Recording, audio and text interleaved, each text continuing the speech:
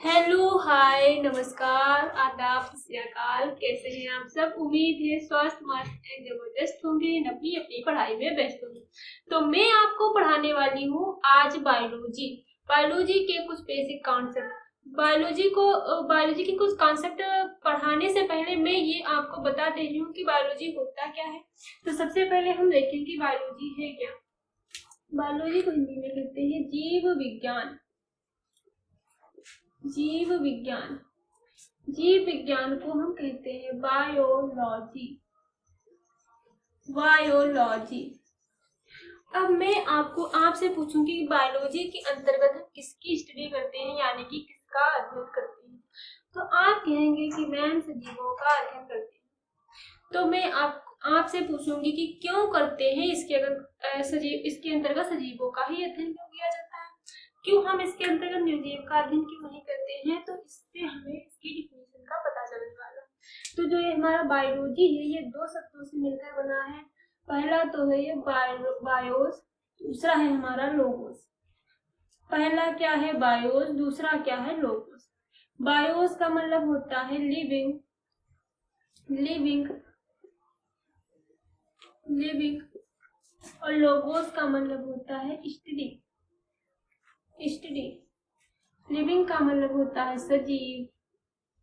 क्या मतलब होता है? सजीव। लोगोस का मतलब स्टडी या अध्ययन। तो यहाँ से डिफिनीशन निकल कर आ गए कि सजीवों के अध्ययन को क्या कहते हैं? हम बायोलॉजी कहते हैं। किसके अध्ययन को? सजीवों के अध्ययन को।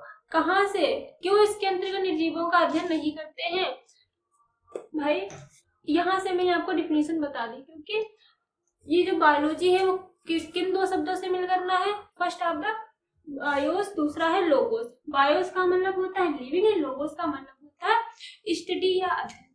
तो यहाँ से हमारी डिफिनेशन निकल कर आ गई है कि सजीवों के अध्ययन को हम बायोलॉजी कहते हैं। तो आप कहेंगे कि बायोलॉजी के जनक कौन है, यानी कि फादर ऑफ बायोलॉजी कौन है। तो एक बार मैं आपको बता दे रही हूँ, जीव विज्ञान के जनक, जीव विज्ञान के जनक, जीव विज्ञान के जनक, father of biology. Father of biology जो है वो हमारे हैं अरस्तु। अरस्तु,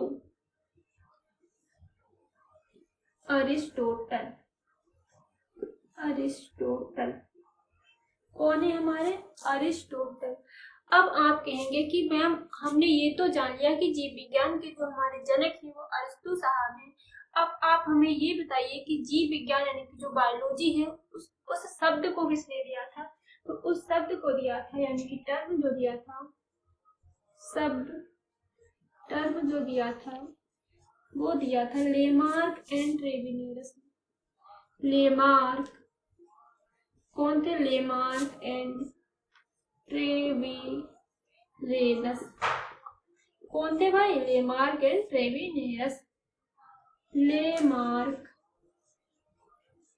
Lamarck and Treviranus. I hope इतना सारे बच्चों को समझ में आ गया होगा। सबसे पहले हमने क्या देखा कि बायोलॉजी होता क्या है। तो बायोलॉजी होता है सजीवों का अध्ययन। बायोलॉजी किन दो शब्दों से मिलकर बना है? फर्स्ट आपका पहला शब्द है हमारा बायोस, दूसरा है हमारा लोगोस। बायोस का मतलब होता है लिविंग, लिविंग को हिंदी में हम कहते हैं सजीव। और स्टडी का मतलब, लोगोस का मतलब होता है स्टडी यानी कि अध्ययन। तो डिफिनेशन क्या निकल कर आई कि सजीवों के अध्ययन को हम क्या कहते हैं? बायोलॉजी कहते हैं। फिर बायोलॉजी को हम देख लेते हैं कितने पार्ट्स में डिवाइड किया गया है। ये जो हमारी बायोलॉजी है इसको 2 पार्ट्स में डिवाइड किया गया। एक तो हमारा जंतु विज्ञान, एक तो हमारा जंतु विज्ञान। कौन सा? हमारा जंतु विज्ञान यानी कि जूलॉजी। जूलॉजी। दूसरा है हमारा वनस्पति विज्ञान। वनस्पति विज्ञान। वनस्पति विज्ञान यानी कि बॉटनी। क्या है हमारा? बॉटनी। किन दो पार्ट्सों में डिवाइड किया गया है? First of the zoology and second of the botany यानी यानी कि वनस्पति विज्ञान। 2 भागों में विभाजित किया गया है इसको। तो चलिए हम आगे चलते हैं। अब हमने आपको इतना बेसिक समझा दिया कि बायोलॉजी होता क्या है, बायोलॉजी के अंतर्गत क्या आता है, जूलॉजी क्या होता है, बॉटनी क्या होता है, यानी कि वनस्पति विज्ञान क्या है और जंतु विज्ञान क्या है। वनस्पति विज्ञान के अंतर्गत किसका अध्ययन करते हैं, पेड़ पौधों का अध्ययन करते हैं। किसका अध्ययन करते हैं, प्लांट्स का, यानी कि पादपों का अध्ययन करते हैं। पादपों का अध्ययन करते हैं। स्टडी किसकी करते हैं, प्लांट्स की करते हैं, प्लांट्स की स्टडी करते हैं। और इसके अंतर्गत किसकी स्टडी करते हैं, जीव और जंतुओं की, जीव जंतु की स्टडी करते हैं। किसकी स्टडी करते हैं, जीव जंतुओं की स्टडी करते हैं। हाँ, तो हम आज का इतना आप बेसिक समझ चुके होंगे उम्मीद है। तो आज का जो हमारा टॉपिक रहेगा वो सेल रहने वाला है। तो मैं सबसे पहले आपको बायोलॉजी में सेल पढ़ाने वाली हूँ। तो देख लेते हैं सेल क्या होता है। आप लोग एक बार इसको नोट कर लेंगे,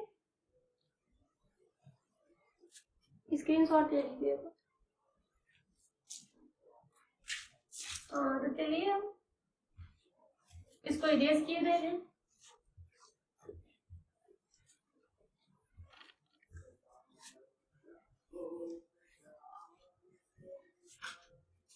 तो हम आज के लेक्चर में पढ़ने वाले हैं कोशिका यानी कि सेल।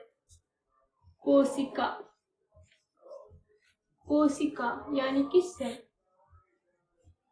तो इसके अध्ययन को, कोशिका के अध्ययन को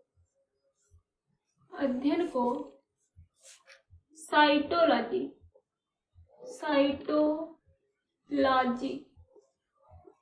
कोशिका के अध्ययन को हम क्या कहते हैं, साइटोलॉजी कहते हैं।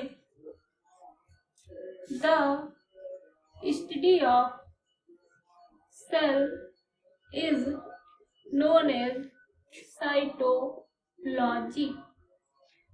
तो आपने क्या पढ़ा आगे, कोशिका, कोशिका के अध्ययन को हम क्या कहते हैं, साइटोलॉजी कहते हैं। तो कोशिका टर्म यानी कि कोशिका शब्द या कोशिका की जनक कौन है, सबसे पहले हम ये देखेंगे कि कोशिका के जनक कौन है। कोशिका की खोज सबसे पहले किसने, कोशिका की खोज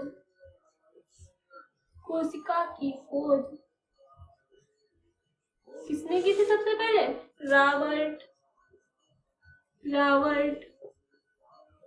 रॉबर्ट हुक ने की थी, रॉबर्ट ब्राउन ने, किसने की थी भाई, रॉबर्ट हुक ने की।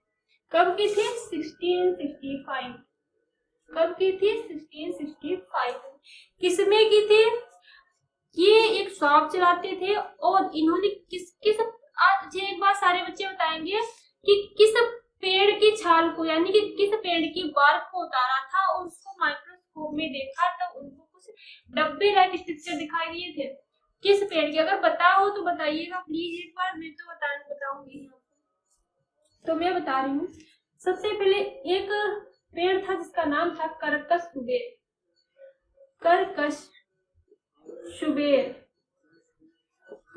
सुबेर को जिसमें कहते हैं ओक ट्री।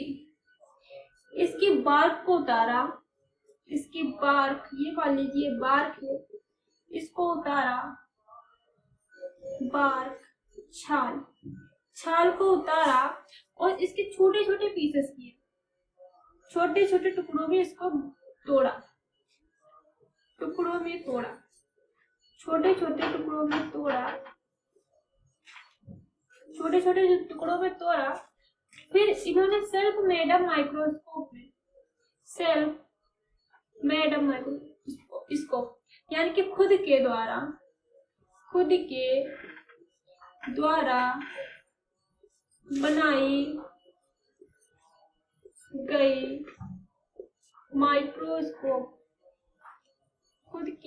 बनाई गई माइक्रोस्कोप में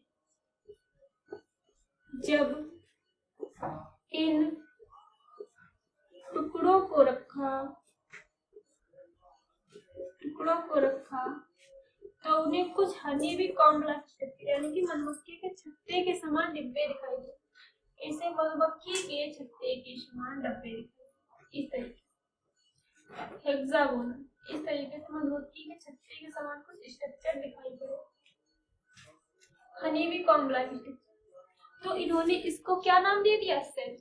आई होप इतना आप लोगों को समझ में आ चुका होगा। तो हमने सबसे पहले क्या पढ़ा? कोशिका। कोशिका को इंग्लिश में हम सेल कहते हैं। फिर कोशिका की जो खोज है वो किसने की थी? रॉबर्ट हुक ने की थी। कब की थी? 1665 ईस्वी में की थी। किसने की थी? एक प्लांट था, उसका नाम था कर्कसुबेर। कर्कसुबेर की बार्क को उतारा और उसके छोटे छोटे पीसेस किए।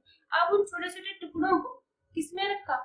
जो उन्होंने खुद के द्वारा माइक्रोस्कोप बनाई थी उसमें रखा। तो उनको कुछ हनी भी कॉम्ब लाइक स्ट्रक्चर दिखाई दिए, ऐसे कंपार्टमेंट दिखाई दिए। इससे ही इन्होंने क्या कह दिया? Cell.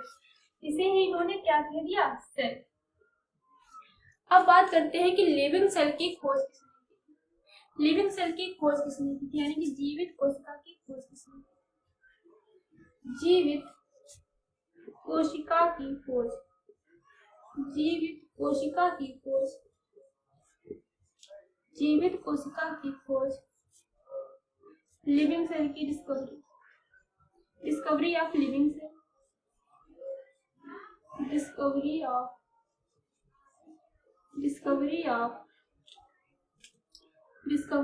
Living cell. Discovery of living cell किसने की थी भाई? Antonie van Leeuwenhoek. कौन से साइंटिस्ट थे? Antonie van Leeuwenhoek. कौन थे? Antonie van Leeuwenhoek. Antonie van Leeuwenhoek कौन से थे? Antonie van Leeuwenhoek. कौन से साइंटिस्ट थे? Antonie van Leeuwenhoek. जब इन्होंने जीवित कोशिका की खोज की तब एक और साइंटिस्ट आया, उन्होंने क्या किया? उन्होंने कोशिका सिद्धांत दिया। कोशिका सिद्धांत किसने दिया था? कोशिका सिद्धांत। कोशिका सिद्धांत। कोशिका सिद्धांत। कोशिका सिद्धांत है कि cell theory. Cell theory. Cell theory किसने दी थी? किसने दी थी सेल थियरी? बताएंगे एक बार किसने दी थी cell theory? Schleiden and Schwann. Schleiden and Schwann. Schleiden and Schwann किसने दी थी? स्लाइडेन एंड स्वान ने दी थी कोशिका सिद्धांत। आई होप इतना आप लोगों को समझ में आ चुका हो। तो एक बार फिर से हम रिवाइज कर लेते हैं। सबसे पहले ये जान लेते हैं कि सेल होता क्या है। हम बहुत ही छोटी इकाई, यानी कि जिससे हम मिलकर बने उसको ही सेल कहते हैं। यानी कि सबसे पहले हम ये देखें कि कोशिका का जो अध्ययन है वो किसके अंतर्गत करते हैं। यानी कि जो कोशिका का अध्ययन है वो क्या कहलाता है? साइटोलॉजी कहलाता है। कोशिका की खोज किसने की थी? रॉबर्ट हुक ने की थी। कब की थी? 1665 ईस्वी में की थी। किसमें की थी? एक प्लांट का नाम था जिसका नाम था कर्कसुबेर। उसकी बाल को उतारा, यानी कि उसकी छाल को उतारा और छोटे छोटे पीसेस किए और उसको खुद के द्वारा एक शॉप पे चलाते थे। उस पे ही बैठे बैठे एक माइक्रोस्कोप डिजाइन कर ली और उस माइक्रोस्कोप में जब इसके टुकड़ों को रखा तब उनको कुछ इस तरह के हनी भी कॉम्ब लाइक स्ट्रक्चर दिखा। फिर बात आती है कि जीवित कोशिका की खोज किसने की थी? तो एंटोनी वान ल्यूवेनहॉक ने की थी। फिर बात आती है कि कोशिका सिद्धांत किसने दिया था? तो ये दिया था स्लाइडेन एंड स्वान। तो आई होप आपने रिवीजन कर लिया है। एक बार स्क्रीनशॉट ले लीजिए। तो चलिए सारे बच्चों आगे चलते हैं।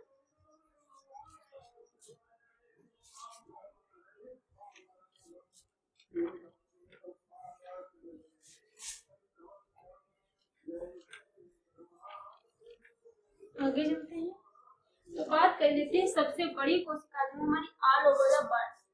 सबसे बड़ी कोशिका। सबसे बड़ी कोशिका। सबसे बड़ी कोशिका।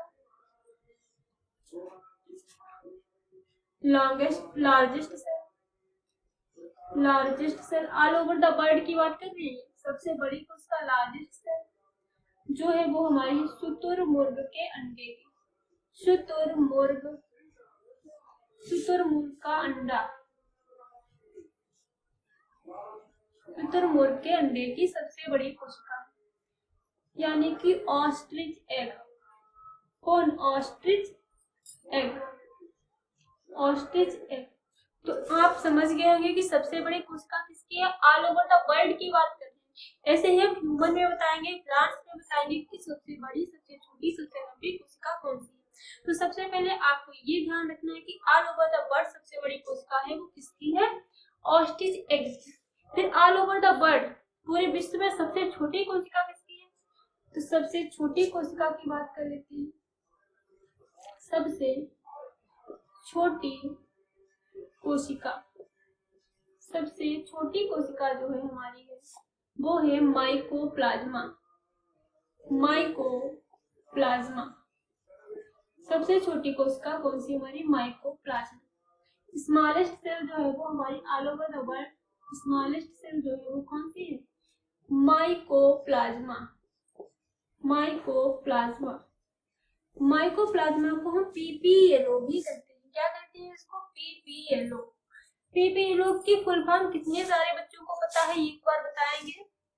कितने बच्चों को पता है कि पीपीएलओ की फुल फॉर्म क्या होती है? क्या होती है पीपीएलओ की full form? Pleuropneumonia like organism. ठीक है, pleuropneumonia like organism. Pleuropneumonia like organism.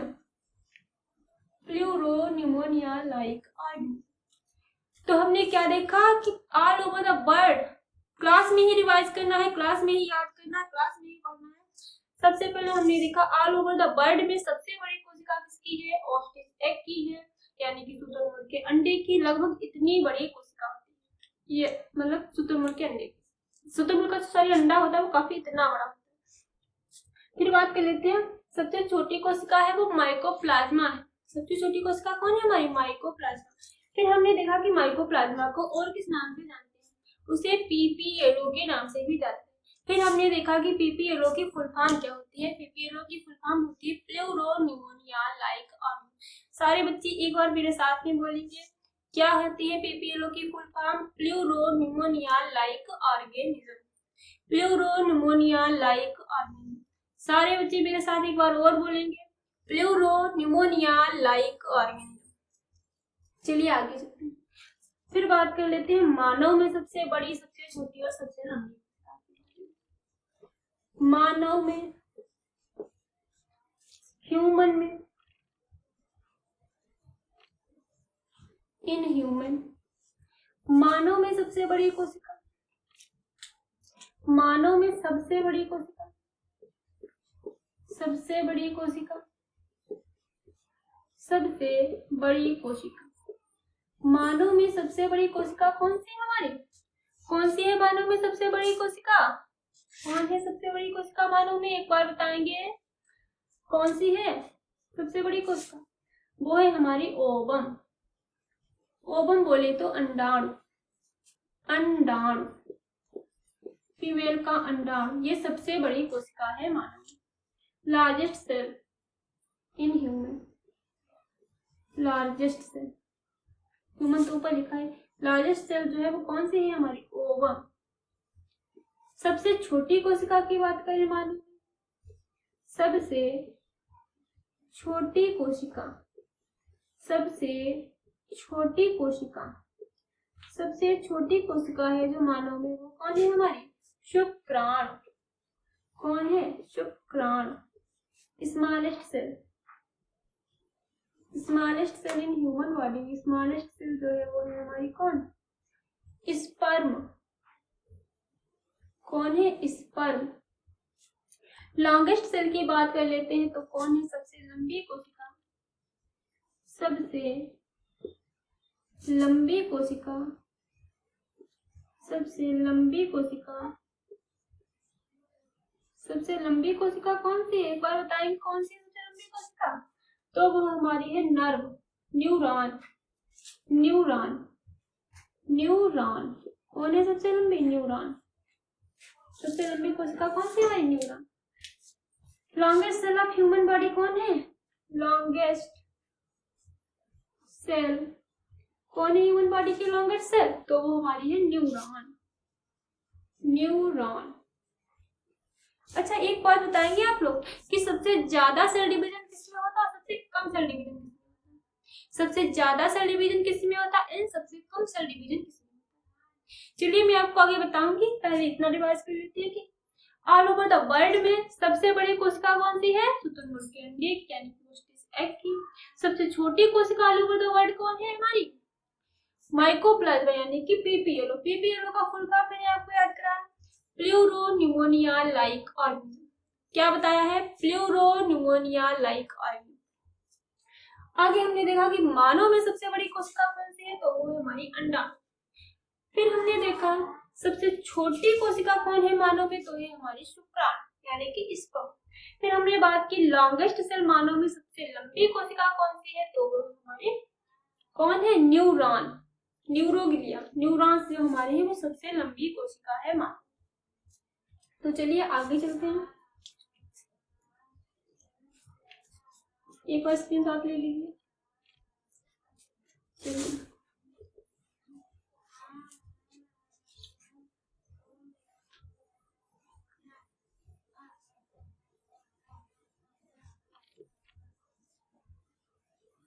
इतना आप लोग समझ गए होंगे।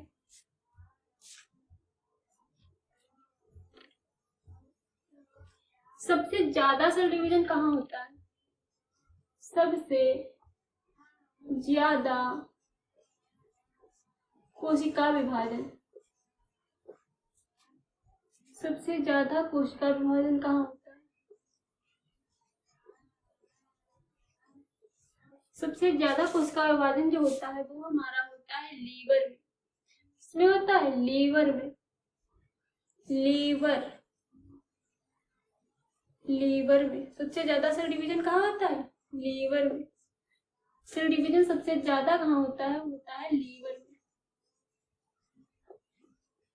सेल डिवीजन सबसे ज्यादा हाई सेल डिवीजन जो होता है कहाँ होता है, हाई सेल डिवीजन जो होता है वो हमारा होता है लीवर में। कहाँ होता है, लीवर में। अगर बाई चांस आपको कुछ चाकू वाकू मारने आए तो क्या कहना है उसको, इधर मारो, इधर भैया, किडनी में, इधर नहीं, स्प्लीन में नहीं मारना है, दाएं साइड में मारना है। क्योंकि क्या है, हमारे लीवर में सबसे जल्दी कोशिका विभाजन यानी कि सबसे ज्यादा सेल डिवीजन होता है। अगर हमारे लीवर को कोई एक बार काट भी देगा तब भी वो जल्दी ही सही हो जाएगा। तो चलिए, सबसे कम कोशिका विभाजन कहाँ होता है, सबसे कम कोशिका विभाजन, सबसे कम कोशिका विभाजन कहाँ होता है, सबसे कम सेल डिवीजन जो होता है वो कहाँ होता है, वो होता है हमारा न्यूरॉन्स यानी कि हमारे ब्रेन में। अच्छा एक बात बताइए, बाय चांस कुछ लोगों को सुना होगा कि चोट लग गई या फिर कैंसर हो गया जीभ में, कहीं गले में, कहीं भी, मतलब कैंसर तो कहीं भी हो सकता है। आपने सुना कि उसके दिमाग में कैंसर हो गया, नहीं, उसके दिमाग में गांठें बनती है, गांठों से ट्यूमर बनता है, ट्यूमर में ही इतना खतरनाक होता है कि उसमें सेल डिवीजन होता ही नहीं, इसीलिए वो उसके इनिशियल स्टेज में ही जान ले लेता है।